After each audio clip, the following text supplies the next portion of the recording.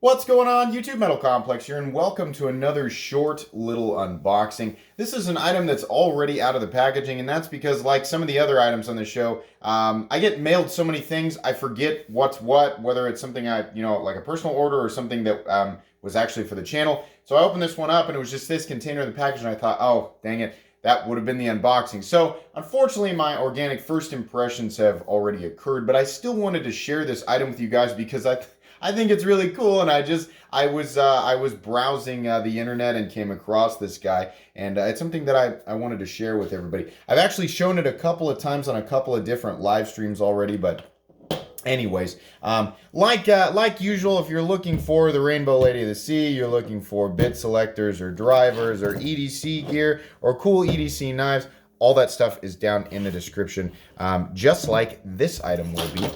So if you'd like to pick it up for yourself, you certainly can. So this is called here it is right here. The Kanku C22 Mini Folding ... Outdoor ED, yeah. Folding outdoor EDC pocket knife. So what this is, and to my knowledge, this is not a direct clone of anything, but you know, if you're aware of this, now I'm sure I'm still getting people saying it looks kind of like this, or kind of if this is a direct clone of something, I would like to know, but I don't believe that it is. To my knowledge, this is the least expensive full titanium folding knife that I have ever seen. This is TC4 titanium. It is titanium. It's a little friction folder made out of D2 steel. Now, I haven't confirmed that, but I'm going to guess, just given what I've seen out there in combination with TC4, that it probably is D2 steel. They come in two different styles, this style and then more of a traditional cleaver style.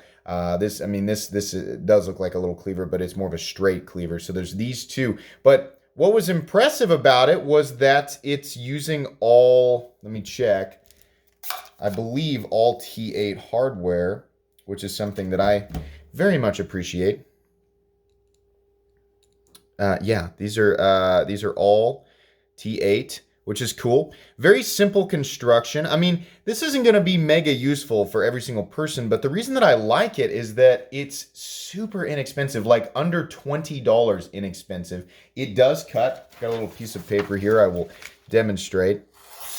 There you go. It actually does cut, so that's neat. Blade thickness on it, it's pretty thick. I mean, this isn't going to be a surgery knife. 125 thousandths. Well, it's really not that thick, but it's, for how small the blade is. But I mean, it's made decently well. It's running on little phosphor bronze washers, and there's no blade plate. It's a friction folder, but I got this out and I got to playing with it, and I was like, you know what? I actually can manipulate this with one hand. And the nice thing about that is, given that it's a non-locking blade, and the actual blade measures at, where's my tape measure?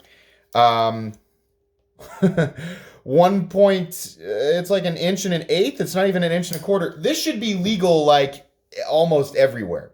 So if you're looking for a really cool little kind of tank of an EDC friction folder, it doesn't have a pocket clip, but it's certainly one that you could hang a suspension clip on, like this. I mean, if you'd imagine there, if you just hang that in, I mean, you'd have yourself a little legal carry pocket knife that would just be not really scary to anybody. If your EDC needs are like mine really throughout the week, sorry, I'm getting my fingerprints off of it, and you're just cutting open boxes and letters and packages, this is kind of cool. And it's kind of fidgety too. Honestly, I find myself doing this a lot. It feels very solid. I mean, I really am impressed with it for the price. Here's the centering.